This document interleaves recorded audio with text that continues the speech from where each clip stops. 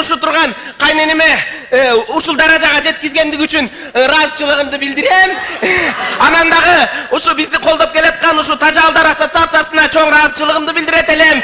Ушул жеңишимди бүткүл кыргыз элиме арнайм. Тажалдар бар болгула! Чоң рахмат, бар болуңуздар.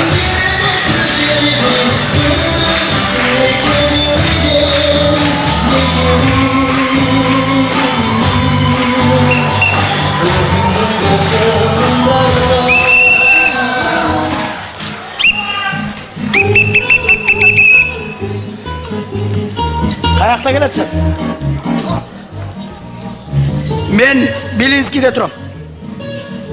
Çıkıştı uza. Хорошо, oldu. Tütçey! Aldığın Astarokanlar dağına çıkar. Çoğunlar gelin. Söyle bakalım.